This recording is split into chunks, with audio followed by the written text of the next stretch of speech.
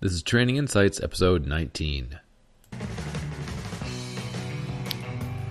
Hi, folks, and welcome to Training Insights. My name is Kevin McGowan. This podcast brought to you by Training Magazine. Go to trainingmag.com.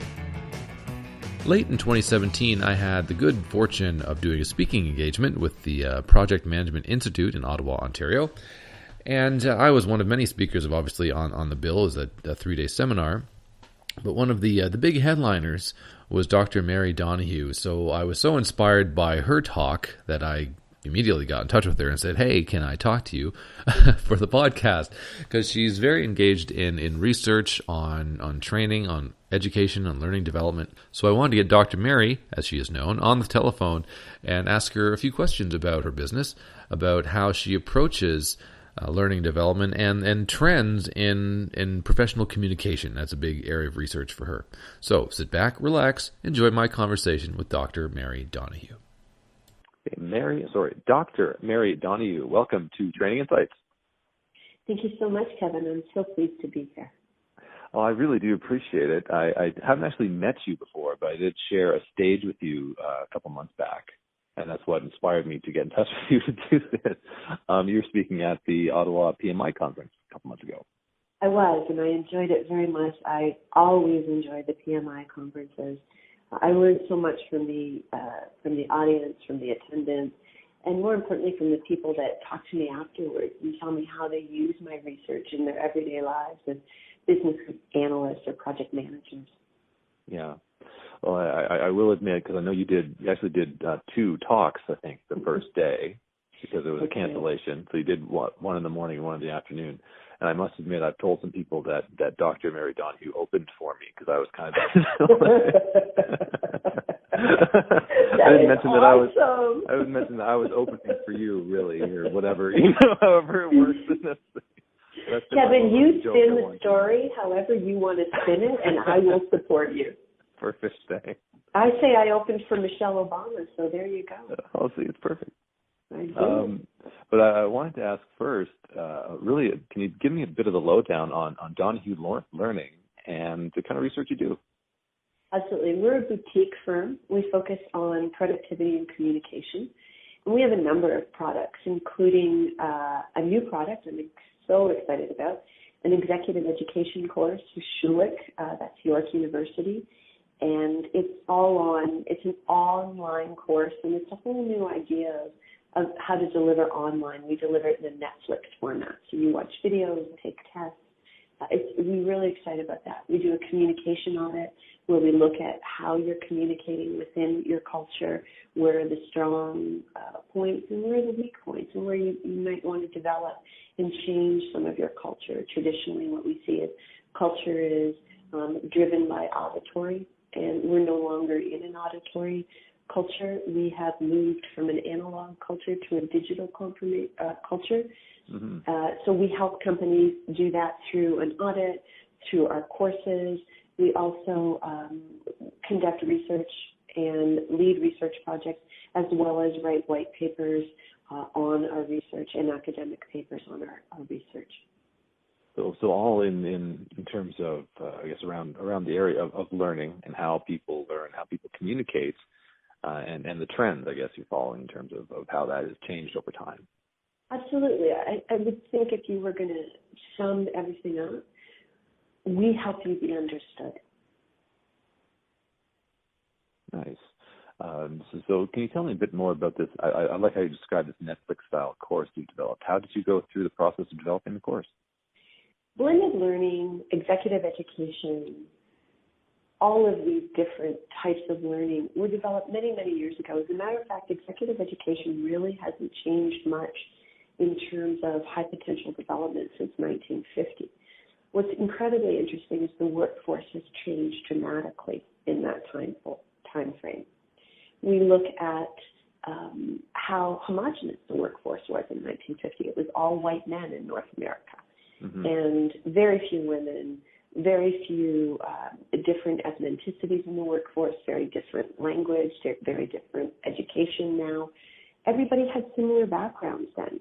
For example, everybody was one of 2 religions, basically, in North America. Right.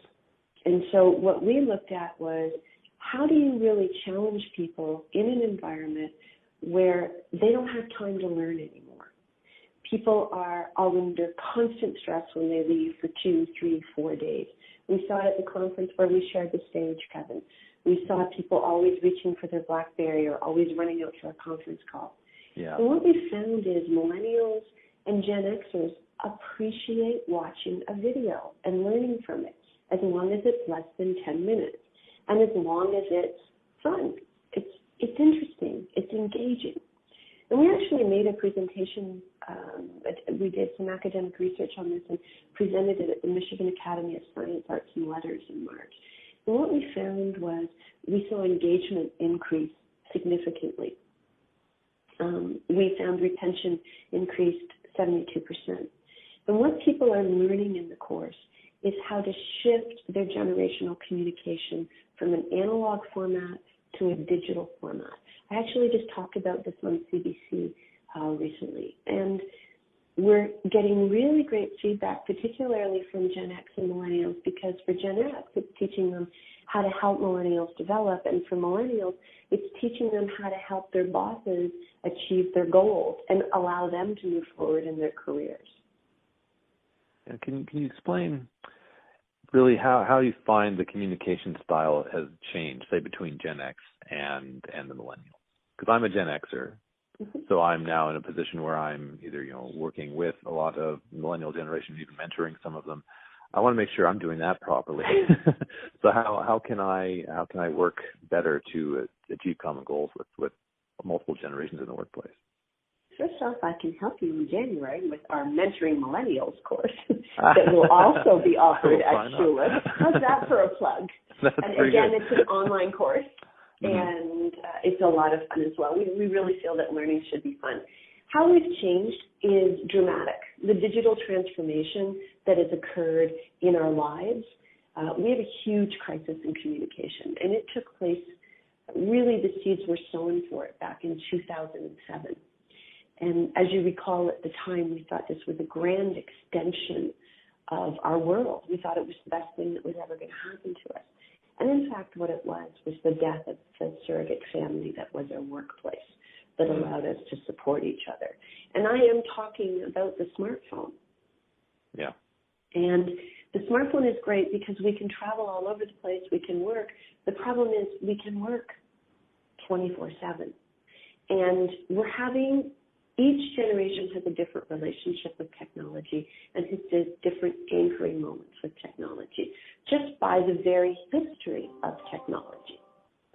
And this has to be recognized now in how you communicate, because you have no digital EQ right now. We're not teaching digital EQ. And by that, I mean everybody talks about emotional EQ or intelligence as IQ. Digital EQ is being able to understand the messages or the codes in your workplace and motivate people. Because after all, work is based on communication. Mm-hmm. If we think about anything else, if you can't communicate, you're not successful. In terms of communication styles, mm-hmm. I guess everybody has their own individual, but how's it really trending? Like somebody, mid-40s, middle-aged, kind of that range. That's where I am. I'm picking on myself. What do you see as a common challenge for we're folks who are now entering the well, there you go. But like entering that stage of your career where you're either managing or directing or mentoring or however, you're in a more senior type role than you were maybe 20 years ago. How can I communicate best with someone who is maybe 25, maybe 20 years younger than I am? I mean, obviously we can't specifics. No, we have to go back to anchoring moments. And I think that there's an unprecedented challenge for Gen X, which is the generation you've defined. Mm-hmm. We haven't seen shifts in this communication since probably 1590, when we introduced standardized spelling. Right. We have actually changed from a culture of words to a culture of typing in less than 10 years. Yeah. And you have to understand that's nearly impossible for your brain to pick up those patterns of behavior. So to answer your question, how do I prepare? You need to begin to create and identify your digital IQ. and understand how you can move from your analog-based communication, which tends to be a lot of words. If you're Gen X, a lot of pictures, long PowerPoints with lots of words on the PowerPoint, to a much shorter format of communication, because millennials' relationship with technology is such that they grew up with it. They've used short forms. They grew up with SMS, short message systems, since they were in the 5th grade, most of them. They understand text messaging. They understand how to create brevity. It's something people like me need to learn. But what we see happening is we also need to understand that they grew up as a culture in very black and white, because they were the first generation that had two parents working. That means they were communicated with totally differently, Kevin. They had charts on the fridge that said where they were going. Their playtime became play dates. They became incredibly structured. Work changed from a focus on competition to a focus on self-esteem. Excuse me, not work, school. Right. School changed from a focus on competition. You'll remember, if you were educated in Canada, you were part of participation. We competed. We didn't have that anymore. No matter what you did when millennials were growing up, you received a participation ribbon. That's a very different view of leadership than a Gen X has. So when we say go solve a problem, we actually imagine you'll go solve a problem. But they want the details. They want the chart on the fridge. And we have to learn how to give those details. We have to say, okay, this isn't me. This isn't how I was taught. Conversely, they also know how to use tools on the web to just absolutely adapt and find solutions to any problem once they're given a clear roadmap. Mm-hmm. Interesting. I know this trying to make this a smooth segue, but one of the lines you said in your talk when I saw you speak was, and I've actually quoted you several times since, if you want corn, you have to plant corn. And so this is kind of feeds into this subject. If you want good communication, good relationships, you have to demonstrate that, and you have to provide what they need. Is that kind of where this is going? Exactly where it's going. The gentleman who taught me that was Jimmy Pratt, and he was a riding coach. And he said, you plant corn, you get corn. And we planted a lot of corn. And the corn we planted was in the seeds of communication. And what we taught millennials to do was how to operate in a group. Because by the time they got into the education system, there was even less funding than there were for Gen X. Because if you educated the group, A, it's cheaper. The strong help the weak. Maria Montessori discovered that principle. Yeah. But also, you are able to get through more material because the children are learning with each other. And it's not a bad thing. But what we began to do by focusing on self-esteem was erase the actual necessary psychological tools that are responsible for competition, innovation, and creativity. You really do need competition to innovate and create. You need a sense of, if I don't do this, Mary will help me or somebody will help me. That's an excellent start for creativity. Mm-hmm. But what you have to think about is, how can I challenge myself more? How can I push myself more? Hey, how can I push Dennis harder? What else can I do? And so when we began to plant some of these communication seeds, the other things we began to say is, you're great. Everything's good. We're going to plan for this. We're going to help you do this. We gave people mentors and coaches every step of the way. If they were having problems in math, we didn't fail them. We suggested they go to Kumon or to something else. Right. And we're seeing that constantly. You need to fail to learn. That's an absolute part of competition that we have forgotten. If you don't fail, you don't succeed. And by planting the corn of not allowing for failure, we're also planting the corn for not allowing for struggle. Mm-hmm. And struggle is growth. Look at the baby walking. A baby falls down a ton, falls on their little bottom, and they get a little shock and they get back up. That's how they learn.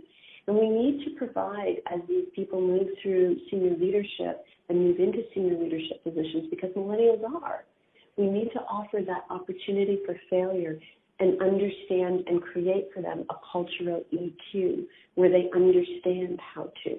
And if you recall, what I talked about was shifting to the 9 communications model for your digital and cultural EQ. I'm thinking, I'm pondering more of what you're saying in terms of the taking away that competition angle. Because I think not only does learning happen through failure or not getting it or not winning that first few times, but also that sense of satisfaction, pride comes from when you actually get there. It comes from the struggle, the direct result of that. So have we kind of taken away that aspect of it as well for I mean, generally speaking, for millennials? In some senses, but in other parts of the education, we've created just a hell for them. All we ever do is focus on their marks, standardized testing. And school isn't about marks. Education isn't about marks. If you go back to Harvard, when John Adams was in Harvard, it wasn't about marks. It was about how you're applying your learning, how you're retaining your learning. And I think that that's one of the biggest shifts we need to make if we're really talking about growing our competition and innovation in Canada and the United States. It's changing how we enumerate education. Pride is great, but pride goes before a fall. What's more important is understanding where you failed and understanding how you can fix the problem. And that is the best way to create learning. And for those who are CEOs or CHOs who are listening to any of this, learning is engagement. Learning is how you get your numbers up. All of us know if we're at work and we're being challenged and we're learning, and it's not a culture of nice. And what I mean by culture of nice is all the platitudes now that are at work. If we're actually being challenged in a polite, in a nice way, right, and we know how to solve a problem, how do we feel? We want to work with people. We want to jump online. We want to solve problems. We want to get on a conference call. Look at meetings today. They're so nice. How do you say, hey, if you're an engineer, how do you feel? That bridge is going to fall down. Your calculations are incorrect. But how can you do that on a conference call when you are struggling even to be heard and people are talking over you? So we really have to think a lot of things. And I would say one of the takeaways is, first, understand you've got to move from analog to digital communication. And as Edward Deming said, that's a system. It's a process. It has to be repeatable because you are communicating now through a system, which is the internet, which is governed by the laws of media. It's no longer you and I just in a workplace riffing, sitting on each other's desks, having a Diet Coke on Friday afternoons. We're often in different countries. We're often in different parts of the world. Number two, once you realize you're shifting from analog to digital, understand your digital EQ and what your triggers are. And what I mean by triggers are, what are your generation's anchoring moments in the workplace? Understanding that I talk as a cohort. I'm not talking about individuals. I'm talking about how people as large groups respond to leadership, communication, and technology. And then number three, understand how to apply this digital EQ to build your team's cultural EQ. And what we mean by cultural EQ is how do we communicate? How do we challenge? How do we congratulate? And what that traditionally means is how do we have the 9 conversations of leadership, which are listen, learn, and how do we influence each other? And then how do we have difficult conversations? How do we accept feedback? How do we give feedback? And last but not least, what are our morals? What is our moral code? What is our ethical code? And how is that driving what our team is doing, what our business is doing, and our success? Oh, I'm blanking because I'm not even sure how to follow that up, to be honest with you, Dr. Mary. I know I want to ask you about 500 more questions, but in the interest of time, yours and the listeners, I think maybe we can cut it right there. I think that was delightful. You asked such lovely questions. Thank you, Kevin. Oh, thank you. I appreciate that very much. And I really do appreciate your time, Dr. Mary Donohue. Thanks so much.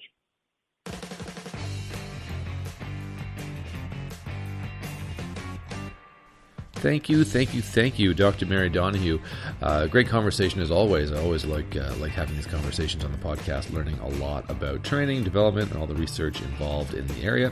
If you are interested in some more information, you can go to donohuelearning.com. That's where you can get in touch with Dr. Mary and her team about how to manage differently, maybe across different generations, and build stronger teams.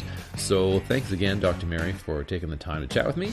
And thanks to you for listening. If you would like to get in touch with me, I'm always open to email, tweets, etc. Go to kevinmcgowan.ca, drop me a line. Maybe you have a project or an interesting angle you'd like to talk about in a future episode of Training Insights. Thanks so much. We'll see you next time.